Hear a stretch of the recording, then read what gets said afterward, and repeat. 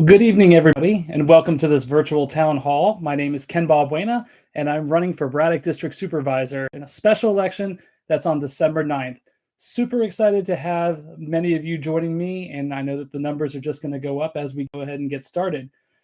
One of the reasons I wanted to do this town hall is because it was a very successful format that we used when I was Civic Association president. I was president of my North Springfield Civic Association for about 4 years. And during that time, we realized that there were a lot of busy working parents, and we were not able to see many of them coming to the Civic Association meetings. So rather than having to alienate them and make them feel excluded, we wanted to be able to really just bring the Civic Association to them. And that was a big thing that we did. We started the Facebook Live videos. Now they're doing Zoom. And so it was really important for me to be able to do that kind of format for my campaign.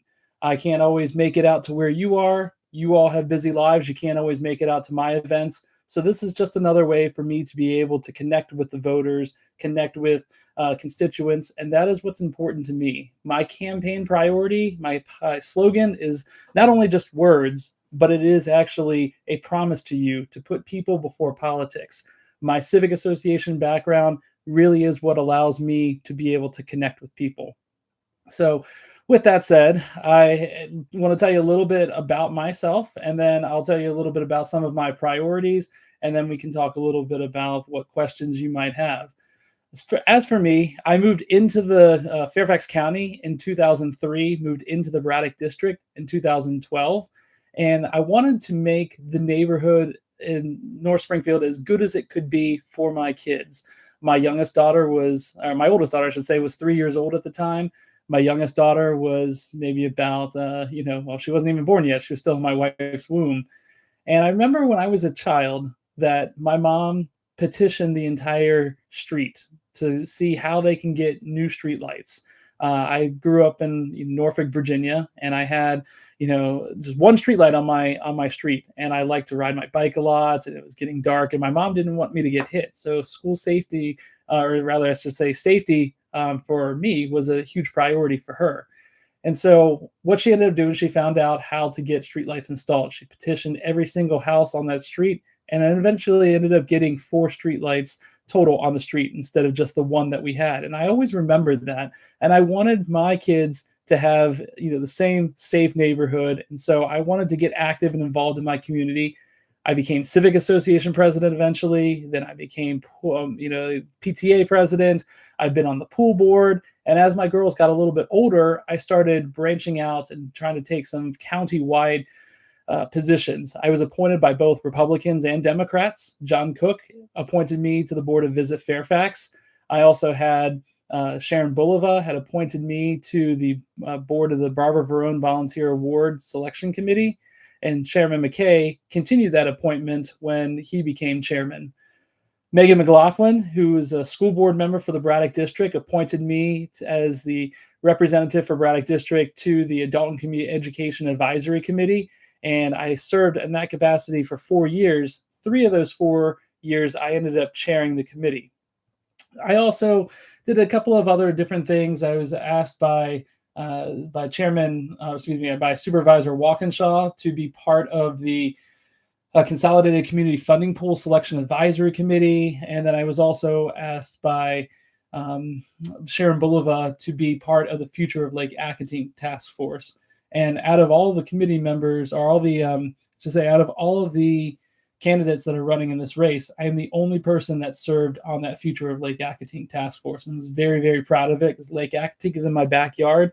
And it's not only a gem for North Springfield and Kings Park and Ravensworth, but it's also, and Danbury Forest, can't forget you all, but it's also a huge part of the Franconia district as well, where there's a completely different socioeconomic impact that they have there.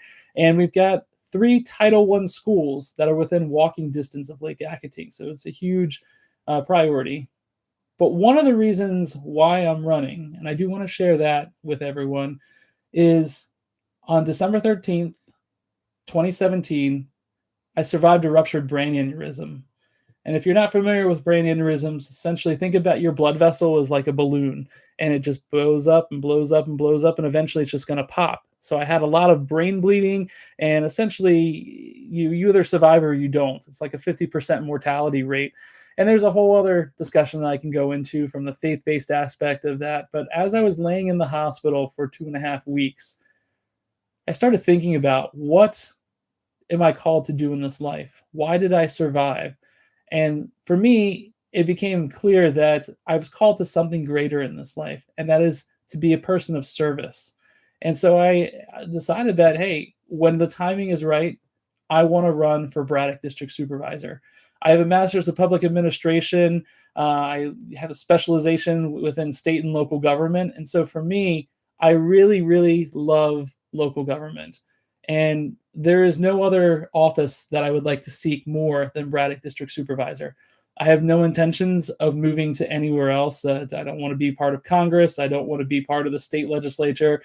Definitely don't want to be president of the United States. All I want to do is serve the people of Braddock, just like I did as Civic Association president, and really putting people first. So with that said, I do want to touch very briefly on my campaign priorities. So let me share my other screen here. All right, so on my website, if you go over to priorities, you can see my website is kenforbraddock.com. You can see that I have 5 priorities that are listed here. And as you scroll down, it will go into greater detail for each of them. So I won't go into great detail about all of them, but I do want to touch on just the surface level of them, and then we can talk about them later, should you like. So the first one is addressing the commercial vacancy rate to alleviate the overburden on residential taxpayers. Very short and sweet on this one.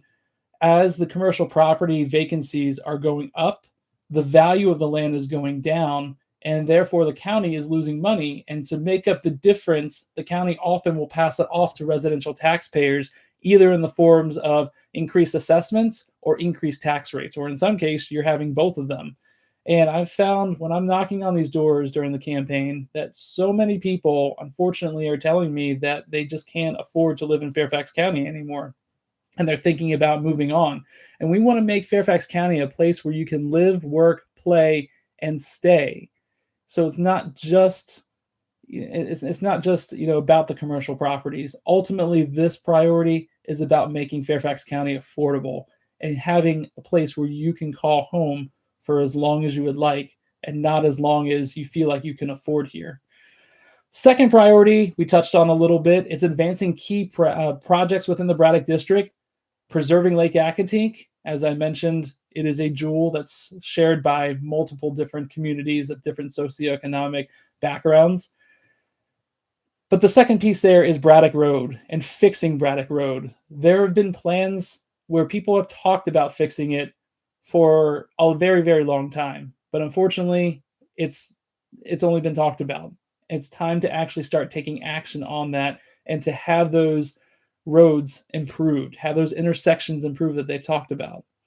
Third priority is to promote safe and inclusive neighborhoods. And that's through taking care of our nonprofit communities that serve lots of different populations, including our immigrant community. I'm a son of a Filipino immigrant that came to the United States from the Philippines. So I, have a special place in my heart for immigrants. I also worked in an immigration office, and I understand that the struggles that immigrants face are real. And so for me, there is the Consolidated Community Funding Pool program that I had talked about. And with that, I want to have increased funding for that to support our nonprofits that take care of the most vulnerable people in our community. But also we want to take care of our law enforcement, our police and our firefighters. They've seen that their budgets have remained stagnant, but the percentage of the overall county budget has shrunk. And so we want to support them, especially our firefighters who have seen a $9 million decrease in their budget this past fiscal year. Our law enforcement, they've seen their shifts reduced down from 3 shifts down to 2 shifts. And that overlap when the shifts occur happens to be right when school is starting. So for schools like North Springfield Community Elementary School over in my neighborhood, we've lost our crossing guard due to budget constraints. And so when there's a police officer who's supposed to take care of our kids and help with school crossing, but maybe they are called out to another call, or maybe they're just very tired from their shift and they're not able to make it. Unfortunately, it becomes then a liability for our teachers who have to go out there and try to cross the kids safely. So it's definitely a school safety issue, in addition to the lack of funding for our police. And so we want to support them as much as possible. We also want to support our 80,000 federal workers, and we just fortunately finished the shutdown. It's not over yet, though. There is still, potential for another one soon. And we want to support our federal workers as much as we can by sharing with them different resources to support for food security purposes, should there be another shutdown. But also, if they ended up getting doged, unfortunately, there's ways that we can retrain them and take advantage of different programs like Nova Next, or as well as, which is a state-run program that takes care of, offers free tuition, I should say, to some of our displaced federal workers. Some of them may want to, change jobs and change careers. So we want to support them in that capacity and help to train them as well how to take some of their government speak and turn it into industry terms on their resumes, so they don't get passed over by AI bots that may find they may skip over a very ideal and worthy candidate that came from the federal government. Fourth priority that we have there is increasing fiscal responsibility. And that is by working more closely and collaboratively with our school board beyond just the budget season. So I won't go into great detail on how the budget cycle flows, but essentially with that, the Board of Supervisors only seems to talk to the school board during that time. And this is a very bipartisan issue. There is a school board member, Melanie Marin, who has also called for having increased collaboration between these two elected bodies. And I think that it can do two things. It can do one, it can have the school board understand the fiscal constraints that the Board of Supervisors are under to a greater detail than they probably already do. But also, two, it can help the Board of Supervisors understand what priorities the school board has and why those priorities are definitely really important for them. And lastly, I want to restore confidence and trust back into the Board of Supervisors to reassure those that we represent that their voices are not only heard, but listened to. And unfortunately, a lot of the Board of Supervisor members, they will go through the motions, they'll have a public hearing, but they won't often listen to what their constituents have to say. And it discourages people from getting involved in local government and speaking their mind and trying to do something to provide a different perspective that maybe is what the community wants. Because oftentimes the board will just vote in favor of how they've already decided that they wanted to vote. So with that said, I want to prioritize people, and I want to bring their voices to the Board of Supervisors.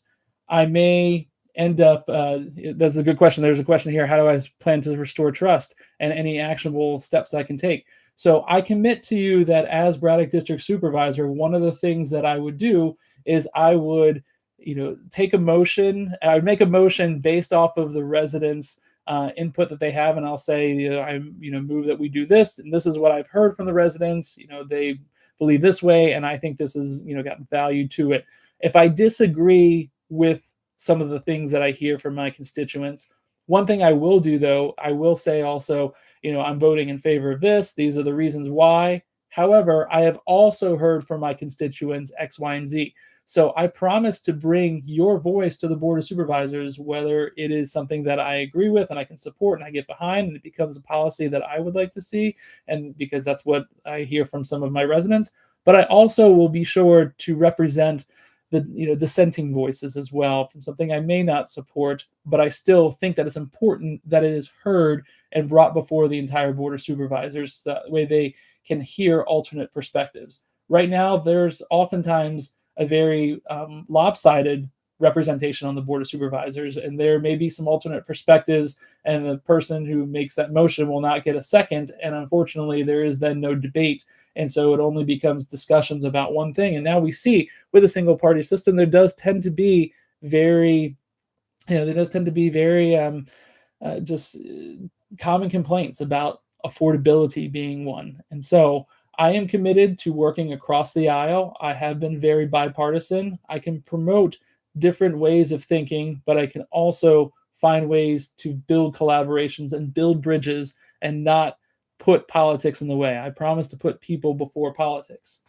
Now, with that said, I do have a couple of questions that I did get in advance, and I see a couple chat that are coming into the chat. So as I'm addressing the questions that have come in advance, feel free to put some questions in the chats live. I will answer them as best as I can. So the first question that I received was, how do I differentiate myself from my opponent? And what are my plans to find and implement fiscal inefficiencies or financial inefficiencies? And how do I aim to be a servant leader? So it's a great question. How do I differentiate myself from my opponents? Well, first of all, I'm not a politician. I am a community leader. That is what I run first and foremost on. I am a common sense community leader who represents the needs of the people. I will say that one of my opponents, is a school board member, and she often will do what the majority of the party is. She's often in the majority. So you'll hear her talk and she'll say that she has the endorsement of the majority of the school board members. Well, oftentimes the dissenting voices get shut down.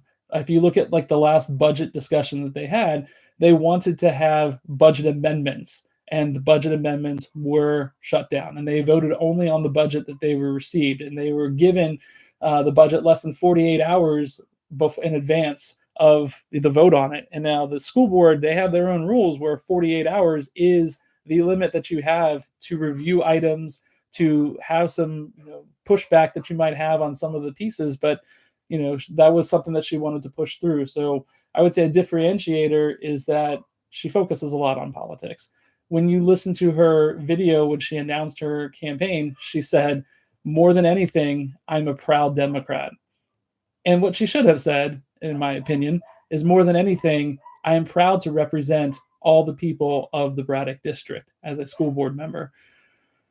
She has often said in her emails and her posts that I've aligned myself with the MAGA extremist. Now, if you listen to my platform, I am very bipartisan. I have aligned myself with John Cook, who is former Braddock District Supervisor, a very bipartisan person. I've aligned myself with Tom Davis, a very bipartisan person as well. So I've aligned myself with good people who know how to work and represent the voices of everyone, not just the voices of a certain party, but really everybody. And that is where my community background differentiates me, I would say, from my opponent, where I am listening to the people. And that is my commitment that I've had, is people before politics. Now, as far as one of the other questions that we had here, plans to find and implement financial inefficiencies. Well, let me stop sharing that screen there. With the fiscal responsibility piece that I had talked about, that also includes two things. The school board has never had an independent audit, and they have only school board members on their audit committee reviewing their books. And when you have $121 million shortfall, I think it's time to start looking at where maybe there could be some places where we could focus on efficiencies. They spent $100,000 on a PR firm. That was something that the FOIA request showed that one of my opponents did, is that she looked at $100,000 on a PR firm to make the TJ's admission policies a little bit more, PR friendly. There's also been votes on having $121,000 that are allocated towards school board admins who are alleged to be campaigning during their constituent hours.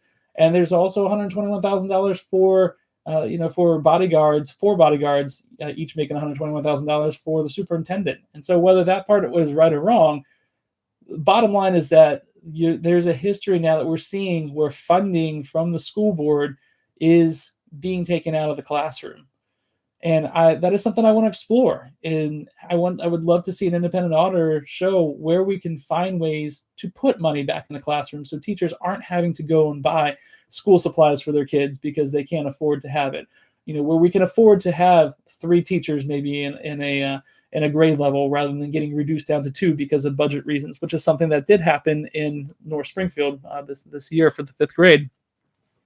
So that is one thing. Another piece, though, is looking at the Board of Supervisors and taking the 390 line items that they have in their budget and doing a real in-depth, intense, detailed review of that. That review of those 390 line items has not been done since 2016. And that is something I think really needs to be scrutinized, is where are we spending our funds? How can we maybe find ways to kind of combine different programs, or are there overlaps? Are there two groups that are doing the same thing?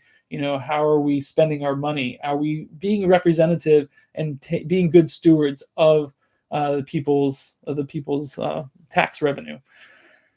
Now, the last question that we had here on that three-part question is, how do I aim to be a servant leader? And it's by leading by example. Again, I have committed, and I will continue to commit to people, that I want to put people before politics.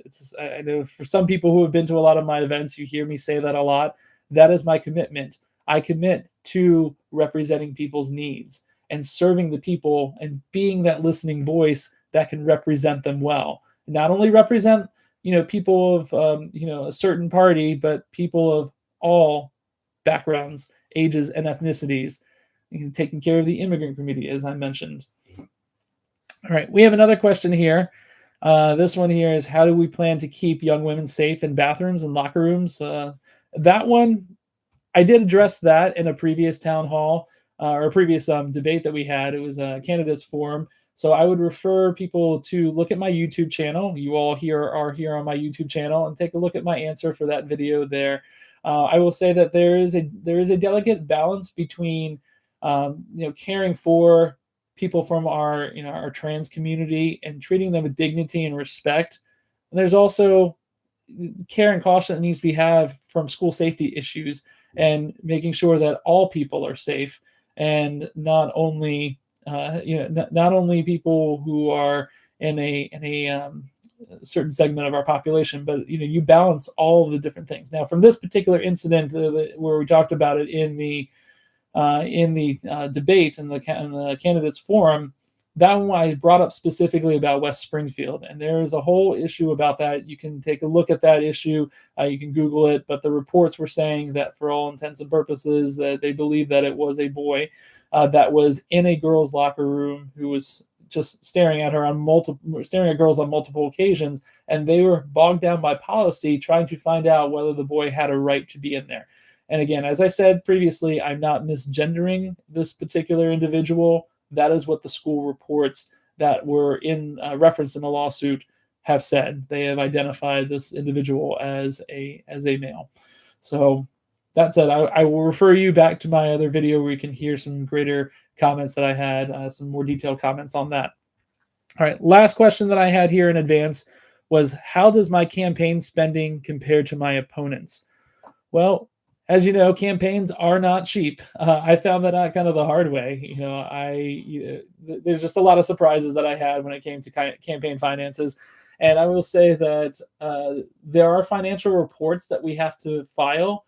Our financial report for the special election, though, isn't due until the beginning of December. So right now, I have no idea what my opponent has spent.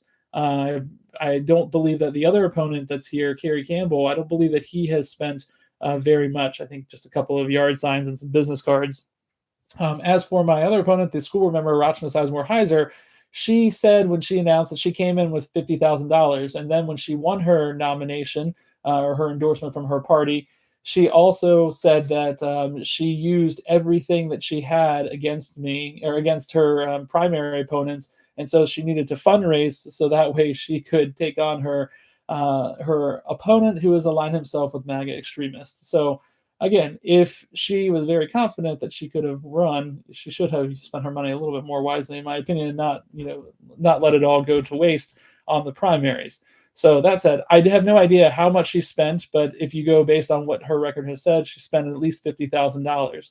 I can guarantee you I have not spent that amount of money. However, I could always use more funds. So you can go to my website, again, for Braddock, and I can put that in the chats here. But yeah, go for Ken for Braddock, and then you can also click on the donate button there, and I would greatly appreciate any kind of financial support that you can provide.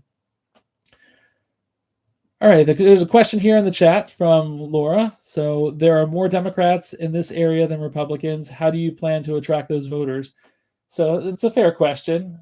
For me, I am who I am, and I run I've not changed. I've always been a very bipartisan person, and my hope and my goal is that my people before politics mantra, promise, that I continue to say will resonate with people. I've had a lot of people say that they think that it's very refreshing. There's even been reporters that have said that it feels very refreshing to hear people before politics and not having to go to one extreme or the other.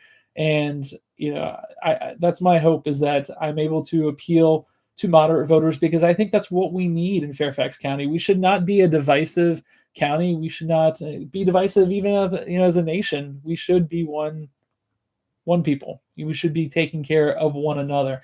And at the county level, there should not be this kind of divisiveness. There should be dialogue and discussion. And that is when you find great ideas.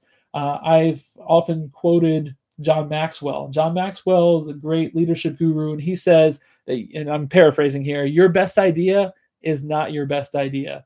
It's only the best, or it's not the best idea. It's only the best idea that you have. The best idea is when you take a bunch of people, put them together, they share their best ideas, and collectively, with your collective knowledge, you will then come up with the best idea. So I think that when we have honest and open dialogue and we have debate, we can come up with creative solutions, and we can challenge ways of thinking. I've often been told that sometimes I feel like I push back when I have just directions that I'm given by higher ups, if you will. But I've told them too, it's not that I'm pushing back because I disagree with them. I'm pushing back because I want to see, can we find the best solution? And as what is proposed, is that really the best solution, or is there a better one? So with that, are there any other questions that we have here? I know that we said we would go until 8:30. I'm happy to continue as long as we got questions coming in, but I also realize that it is it's a weeknight, it's Monday night. So some of you may want to watch football. Some of you may also have some homework that you have for the kids. You may hear my dogs barking in the background because my wife is upstairs passing out some Girl Scout nuts and candy for her troop, her daughter, my daughter's troops, and my wife is the Girl Scout leader for that. So people are picking those up. So support your Girl Scouts, support your Boy Scouts. Always good to take care of those community groups that are really just mentoring our youth. All right. Well, while we're waiting for some questions to come in here, I think one question that people have asked me as well is, what's been the most surprising thing, for me? And I think there's been a couple of surprising things for me. One, the cost of running has always been, something that I was never unsure about, and it has been surprising how expensive things are. But I would say another thing that is surprising to me is that there are a lot of friends that, feel like that they can't disassociate the Republican Party from the national level with local politics. And there are people that, unfortunately, they will not be voting for me because they can't disassociate that. And they believe in me and they think that I'm a great person. And I hear that more times than I would like. And what I've shared with people, I shared this at a previous town hall that we had. I pulled out a newsletter from 2018, and I can even drop it in here in the chats. So there was a newsletter from 2018 where every May I would often summarize. Every May when we had the end of our term, I would summarize what accomplishments the Civic Association had achieved during that time period and under my leadership. And so my very final one, I summarized all of the 4 years that I was president. And one of the things that I said is that we were able to grow our membership without increasing dues. We were able to grow our membership, expand our base, and we didn't have to increase dues. Now, scaled up, that is the same thing that I'm saying right now about the commercial vacancy rate. We can grow our residential tax base without overburdening our current taxpayers. So for the people who say that they can't vote for me because of who is endorsing me, again, I talk about who I align with. I align with John Cook. I align with Tom Davis, Pat Harity, and very bipartisan people. But I also go back and point to this. I have not changed, and I will not change. I will continue to be a person that represents the will of the people and represents everyone's needs. All right, there is another question here regarding the school board. What is your role as supervisor, and what kind of impact can you make? So, well, when it comes to governance, the school board has their own sets of governance, but they are funded by the board of supervisors. And again, how the budget process works, the school board will pass a budget request that they give to the county executive, and ultimately gets to the board of supervisors. And board of supervisors will make some tinkers to the county executive's budget and pass it, and that is essentially what the school gets in terms of funding from the board of supervisors. So there is a connection there with regard to the financial impacts. However, when it comes to like the governance, there are some differences. Now, we could say that we could have the power of the purse, and we can try to force them to do things, but that's putting politics first. And so, with putting people before politics, a big thing that we can do here is we can work with the school board on that more regular basis, and again, identify what needs and priorities are important to them, but also kind of push back. There was a school that was just purchased for $150 million over in the western part, and western part of the county, and that school, there really was not a whole lot of thought, I think, that was put behind how to renovate it and how to fund the renovations and how does that fit into the boundary studies. But it had a lot of nice shiny things in it, and it made it a good opportunity to buy an existing property without having to build a completely new one, which could be costly, but it could also be costly to renovate this one. And so, I think asking questions before the purchase would have been made, maybe with the board of supervisors and greater involvement and collaboration there, would have been, a wise decision to find out, what are the plans for the school? Can we think this thing through before we actually go in and purchase that? All right, we have a question here. What are some of my upcoming events? Well, this was an innovative, another way of engaging with people with this particular virtual town hall. I've had a couple of town halls now where I've wanted to hear from people. I've had my Brews with Balbuena program that I had, and we are looking to do another Brews with Balbuena. That one is not finalized yet, but we are trying to do that at another brewery. And the key for that one is background to that is that I am not a politician. I am a member of the community. Let's get together. Let's have a beer. Tell me what's on your mind. Tell me what ideas you have for the county, and let's listen. And I would love to make this a regular thing. Should I be fortunate to be elected, I would want to continue that as an elected official, and also would like to just really find other ways to connect with people. The town halls have been fantastic because I can hear directly from voters, directly from constituents, directly from neighbors. And this innovative one here, where I am just essentially talking to the camera and answering questions live, is something that I've done before. Again, looking at Civic Association president, I focused very much on community engagement, and that was something that was hugely important. One community engagement activity I had, and I've talked about this before, was looking at traffic calming. So with traffic calming, we had a very open dialogue and how we went about that process. We actually even added a step to the regular traffic calming process. So very short, because I know that we have a couple of questions here. One of the questions, or one of the steps in traffic calming, is that the Civic Association identifies a need to install like a traffic table or a speed bump or a roundabout or some kind of traffic calming device. And they ask Fairfax County Department of Transportation to look into that and to do some traffic studies. And can we qualify for having a traffic device here? And once the streets come back of what qualifies and what kind of recommendations FCDOT has, then the Civic Association has the right to then just say, okay, great, we like this one, and move forward. And we move to the ballot phase. And the ballot phase is that there are a certain number of people that are in close proximity to where those traffic devices are installed that have to be petitioned to move forward. Now, in North Springfield, we have 7,200 residents, and we had 264 people who were essentially controlling whether to have traffic calming measures installed in the community. So 7,200 residents, 264 making the decisions. So for me, what I decided to do on that is I added an additional step where we had a town hall style like this, and we had open dialogue from from people that came and filled North Springfield Elementary School, and they were able to just vote on whether to advance to the ballot phase. The county staff didn't like that. They told me, like, you don't have to do this. And I'm like, no, I don't think you understand. I really do, because this is about, this is going to affect so many people, and we are only having a select few that are making the decisions on behalf of everyone. So for me, I added that step, and it was very important. And we did end up moving to the ballot phase that passed that community meeting.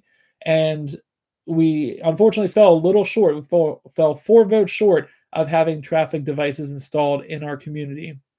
Now, fast forward a couple of years, though, our neighbors just next door in another community, they also had traffic calming devices that were installed, and many of the residents didn't know that they were going through this process until the devices were starting to be installed in their neighborhood. So that was something that was extremely, eye-opening to see, of how we had 2 different communities in close proximity to another and how they handled those situations differently. And there were a lot of residents who were very upset in this neighboring community, and they pointed to us and they said, look at what North Springfield did. This is what we should have done. And so it became a model. My actions became a model of how, to promote community engagement in a very positive way. All right, we have a couple more questions here. Let's go over here. So like my People Before Politics motto as supervisor, what would you make as your first priority and why? My first priority would be to thank my wife. And she has put up with a lot of, solo parenting during the campaign season here. And I'm very grateful for her love and her support. But as far as like a political priority there, well, my top priority, as I mentioned, is addressing the commercial vacancy rate. One of the first things I would want to do is I would want to talk to the county offices, including the Economic Development Authority, and identify from them and from the Department of Tax Administration, where are these commercial properties? Can we start looking at finding a way that we can log all of these into a particular area? We can, like a repository, we can then go to developers and start approaching them and asking them, hey, here's a menu of properties that are prime for redeveloping. How can we move forward with this? What do you like that is a place that you can do? Now, obviously, any kind of redevelopment, community engagement is going to be hugely important. So we want to consider that. But as far as the commercial vacancy piece of it, I've been told, or been challenged that there's not a whole lot of commercial vacancies in Braddock District. And while that may be true, taxes and your real estate taxes are not a Braddock specific issue, or they're not a, Sully District specific issue or Mason District specific issue. Your taxes affect everybody. All of our taxes, are treated exactly the same. And so what we want to do is we want to address this, and no matter where the commercial properties may be, reducing residential taxes benefits everybody. We can look at places like Mosaic, where they've had redevelopment and they've had mixed use properties that you can put in. You can encourage small businesses to be able to grow and develop their business and feel supported. And unfortunately, since we have the meals tax that's here as another source of revenue, when that goes into effect January 1st, when restaurants move in, there will be some revenue streams that do come from that pretty unpopular tax. So that would be one of the first things I would do, is to look at that commercial vacancy rate and meet with the key people to do that. All right, there's a question here, or it's a comment, not necessarily a question. It's important to stop the board from passing things like the meals tax. Oh, timely. I didn't even read that one, and now we're talking about the meals tax. So stop from passing things like the meals tax after it's been voted down by constituents at least once, if not twice. So it was defeated twice. I was actually defeated second time when I was a member of Visit Fairfax, and so we represented the restaurant community. And I know that there's a lot of pushback, and you'll hear that those who do support it, they'll say that, well, 30% of the people who are going to pay this meals tax are eating from outside of the county, so it's really a good thing. Well, I'm sorry, if we're in school and we get a 30% on a test, that is a failing grade. And so I don't think that that is a justifiable argument to have a meals tax. So one of the things that I would do is, again, I would push back to the extent that I can, again, considering that I would be, politically, I'd be in the minority, but I would find ways, like, are there alternative ways that we can maybe increase revenue? And I'll have some time to think about it while I'm in office of additional ways beyond my approach for the commercial vacancy. And I do want to say that I wanted to be very intentional when I put together my platform.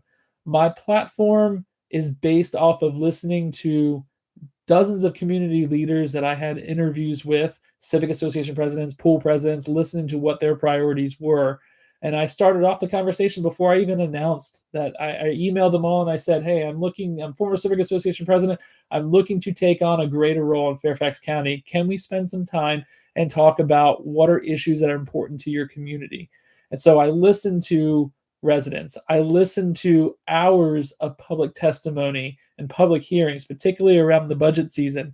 And the themes that I heard naturally identified themselves, and that is what became my platform. So as to the question here about the meals tax and it's been voted down, the priority about listening to residents and restoring confidence and trust in the board of supervisors, that was something that became very apparent listening to all of the public hearings in particular. And that is something that was important to me to be able to bring that voice of the people back.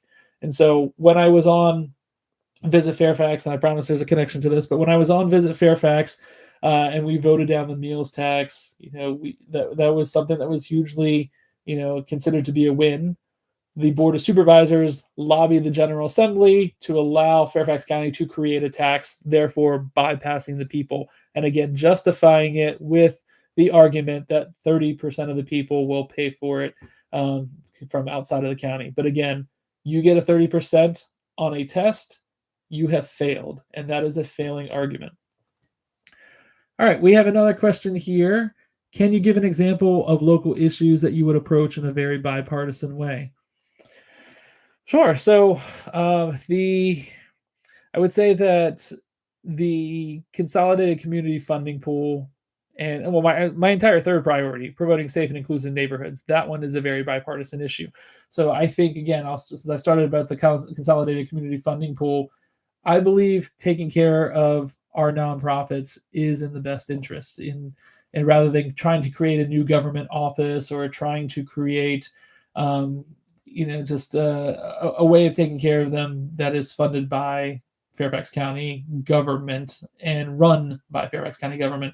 When I worked in an immigration office, I worked for Catholic Charities, and in that particular office, we always had to apply for grants. We applied for national grants, we applied for local grants. We found that partnering was a good way to go with other nonprofits, and we also saw that there was an intense trust among our clients.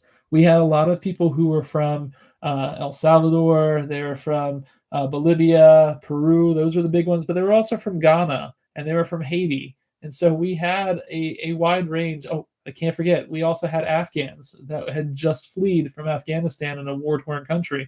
So we had a lot of different communities that were represented, and they all felt at home and they felt very welcomed at a place that Catholic Charities ran that was called Mi Hogar, or stands for My Home. And so they felt very much at home at those places. And so I would love to be able to increase funding for places like Hogar or places like, Northern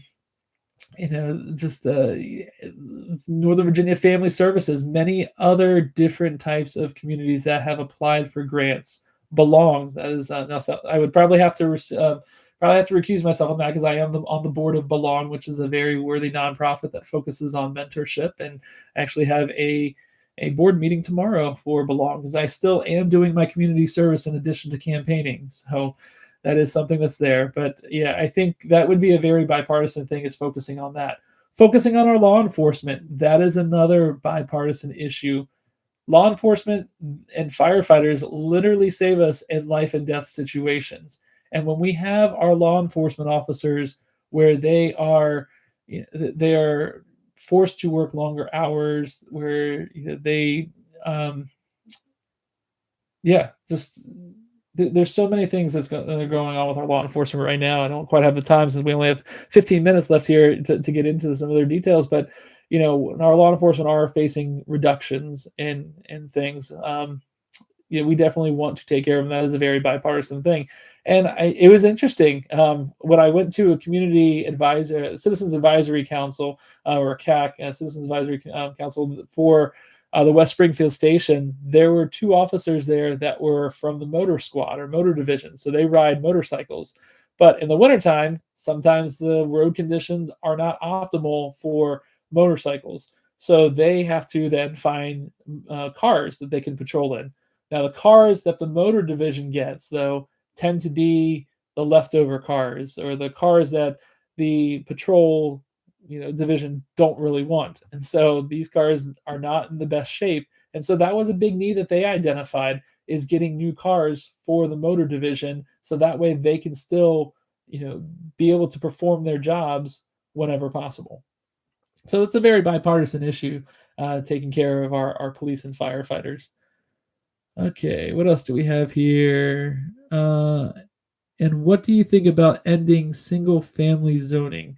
So, well, single family zoning, I think that is in reference to like the single family homes. Well, I think that there's definitely value in having single family homes and residential communities that are zoned like R3, for example. That's what like my community is. We're in a middle class neighborhood zoned for R3. There are some other communities that I think there's been a multiple different zoning changes that have happened there, and I think it looks very disjointed for the look of the community.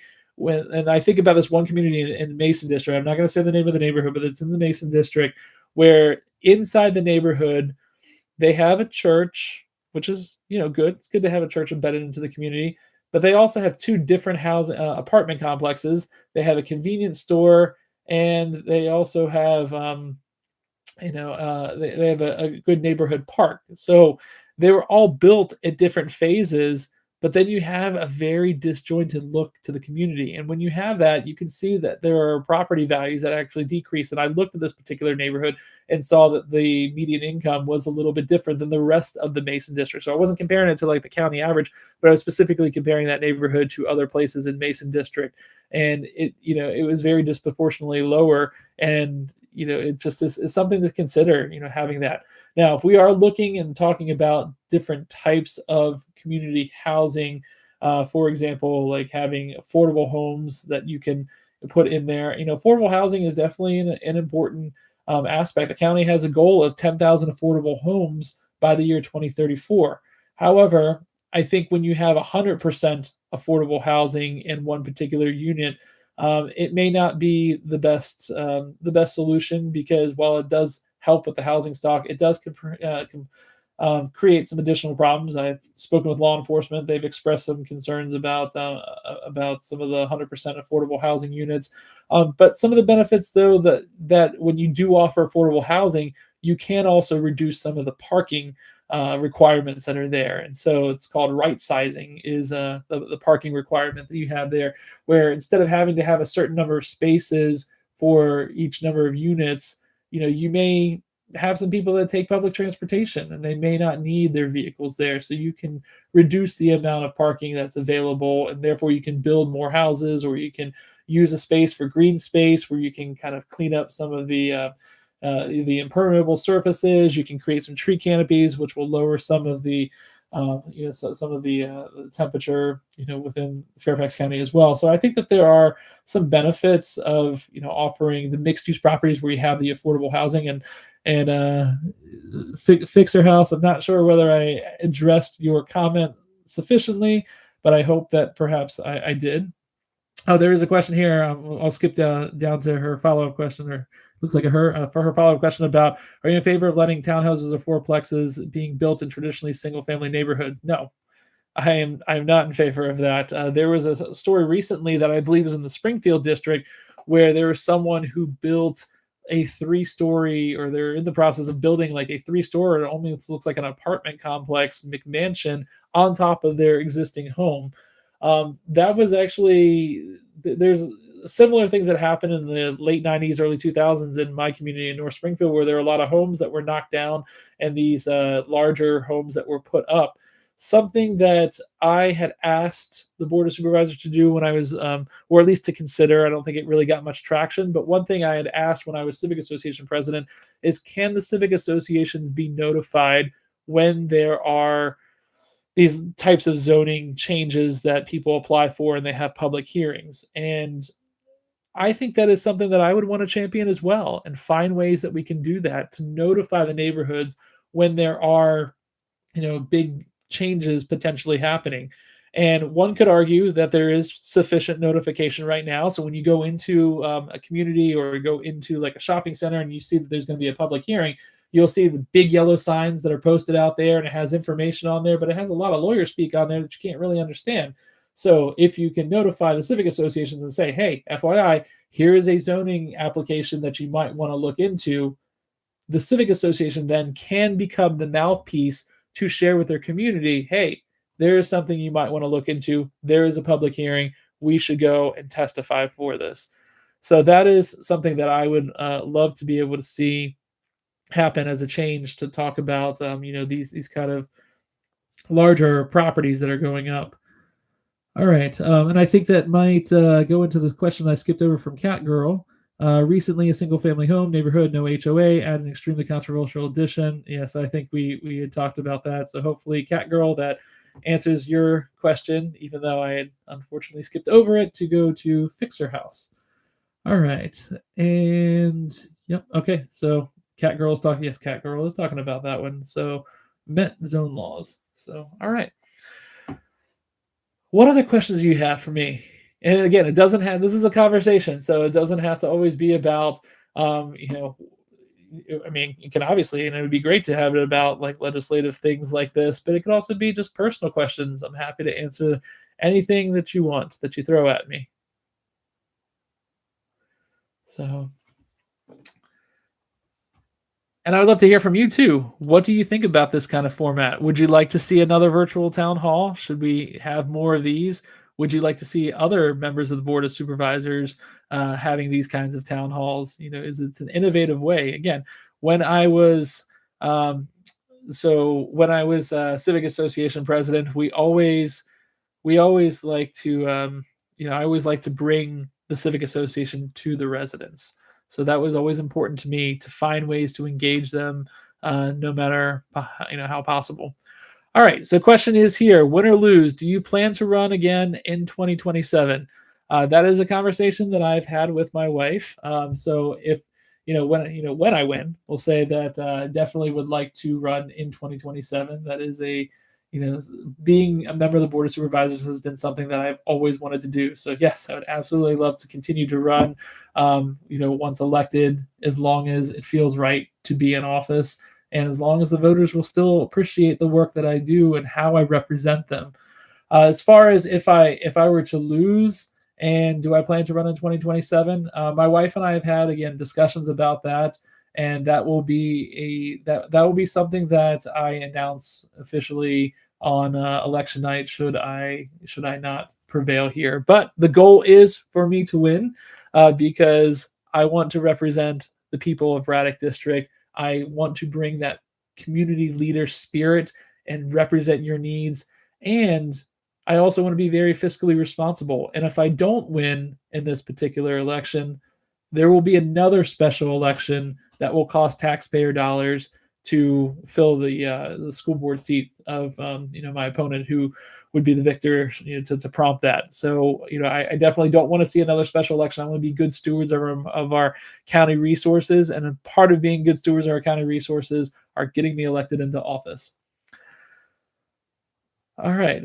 So Patrice said that these are good and to continue these. So, and that is my goal. I would love to be able just to connect with people however possible. So, but I will give it another minute or so for any other questions that we have. We are almost at our allocated time here. But while we are waiting for any additional questions to come in, some of the ways you can help me: you can volunteer for my campaign, knock on some doors for me, tell people about my candidacy. There's a lot of people in Braddock District who don't realize that there is a special election. They thought the elections were over in November. And so, help me out to be able to spread the word about my people before politics approach to governing here, and let them know about me, and that I am a very bipartisan candidate. I have represented the community in multiple different ways. I've been appointed by both Republicans and Democrats. I can work across the aisle. I can represent the needs of all people.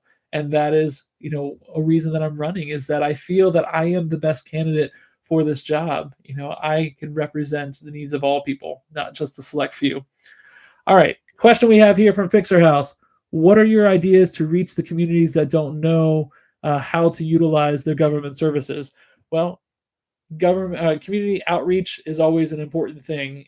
I will often see that the Braddock District office is represented at all different kinds of events. They do work many, many weekend hours, and so you'll see them everywhere. And so that is something I want to continue. I'd love to be able to continue to have us going out into the community, going to the civic associations, letting people know about the different government services that we have and that we offer, listening to the civic associations, listening to the residents, having these types of town halls where people can bring, problems and look for solutions. And that's what I want to do, is I want to bring solutions to the table, not just identify a problem and say, nope, that's not something that's interesting to me. You can go find somebody else to take care of it. No, that's not me. I want to listen to a problem. I want to find it and find a solution for it. One of the, I was having some dinner with a friend who was in town recently, and he's a former civic association president in the Braddock District. And I asked him, I said, Tony, what is your favorite civic association story? Because we all have one. And I knew mine right away. He knew his right away. And so I will say that with me, my story that I had was, there was a senior resident who had her granddaughter living in the basement, and her granddaughter's boyfriend had parked the car in the driveway. And she called me up and she's like, can the civic association talk to my granddaughter and have her boyfriend move the car out of my driveway, because I don't like it there. And it's been there for 2 weeks. And I'm like, well, man, that's not necessarily what the civic association does. But I mean, have you tried talking to your granddaughter? Oh, we're not on speaking terms. I'm like, okay. Have you tried talking to your daughter to maybe talk to her granddaughter? Oh, I'm not on speaking terms with her either. So nonetheless, it was still incumbent upon me as civic association president to do something about that. And so what I did is I wrote a nice little letter, put it on the car, dropped the letter down in the basement as well to the granddaughter, and said, that we've had someone that has complained about, and I didn't say it was the grandmother, but there was somebody who's complained about having your car parked in the driveway and has not moved in approximately 2 weeks, and the county may recognize it as an inoperable vehicle. So just simply put, we don't want to see any kind of unnecessary fines be levied on you, with the county coming around investigating these kinds of things. So if you could kind of move your car, I think that would be in the best interest of of everyone involved here. And so the car ended up getting moved, and maybe it was because of that particular approach that I had, or maybe the grandmother actually talked to the granddaughter, who talked to the boyfriend, had them move the car. But whatever the case was, I still listened to the residents, and I came up with a very creative solution to be able to address this problem. And that's, still my favorite civic association story of what's happened, is having somebody talk to the granddaughter's boyfriend to move the car out of the driveway. So there's a question here, and I don't know if I answered that question about the communities utilizing services. I think I did address that one. Am I looking to visit Woodley Chase Senior Living? I would love to visit Woodley Chase Senior Living and talk to the residents there and have some lunch with them. Erickson Properties and I have a very fun history. So that is actually not at Woodley Chase, but over at Oakcrest in Baltimore. That is where my wife and I had our wedding reception. So we actually had our wedding reception at a senior retirement community. And kind of full circle here, when Woodley Chase was looking to move into the community, Supervisor Cook had asked me and a few other civic association presidents to meet with Woodley Chase. And at the time, it wasn't even called Woodley Chase, it was just Erickson's future project. We were meeting with Erickson, and we were answering questions that they had. We were providing some inputs to their presentation that they had, and really helped to work with them to think about what kind of pushback might they get from the community when they announce this, and how can they start addressing that? So when I do think of Woodley Chase, I think very fondly of that time where I was able to have a little bit of insight on providing them a greater, just a greater way to connect with the larger community and mitigate any kind of potential problems that they might have. All right, so there's a question here too, and I know we're almost up of time here. So other than being bipartisan, what makes you a better candidate than your opponent? That's a very great question. I think that there's a very public and private side to Rachna Sizemore Heiser. There are things that she will say in public, and there are things that she will do behind the scenes. And if you look at just the collective bargaining, for example, she prides herself on that. She promised a 7% raise, but she only delivered on 6%. She worked directly with the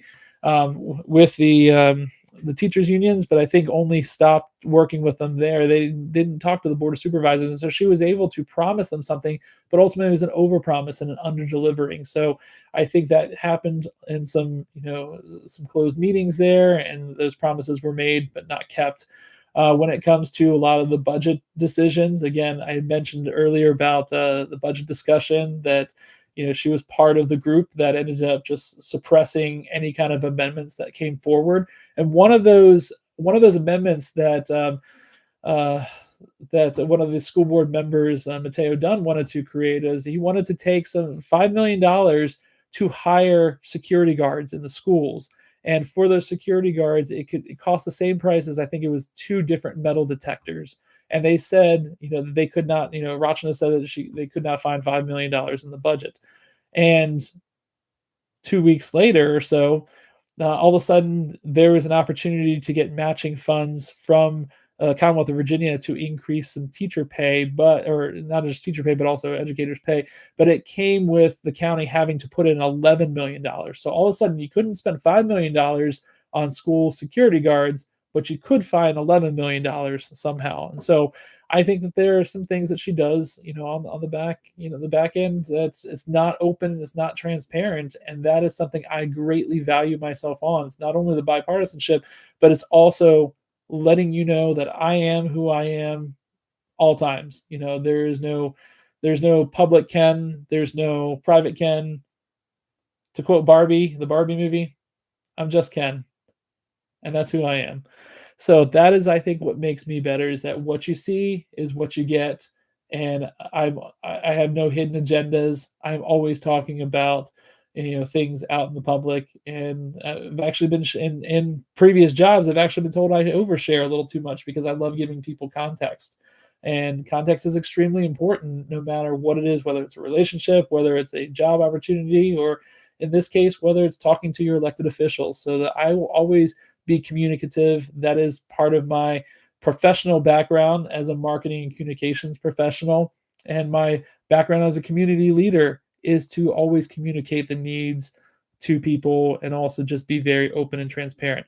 So that is a reason I think that I am a better candidate and why people should vote for me, because I have no hidden agendas. I am committed to you, to the people of Braddock District, not a particular party, but the people. I put people before politics, and that is my commitment to you now in 2027 and until I decide to not run for board of supervisors anymore.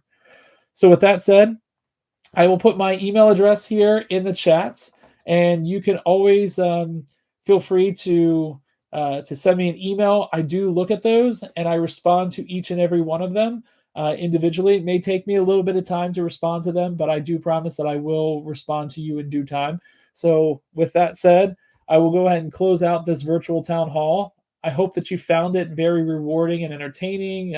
It's just a different way of connecting with a political candidate. And here I am, at my own home doing this, and you're at your own home or wherever you happen to be.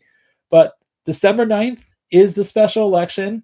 We have early voting going on until December 6th, and that is going to be at the Fairfax County Government Center Monday through Friday from 8 to 4:30, and also select Saturdays, including the 29th, which is going to be the next Saturday, and that's going to be from 1 to, I believe, 5 p.m. We also are going to start early voting at the Burke Center Library starting on November 29th.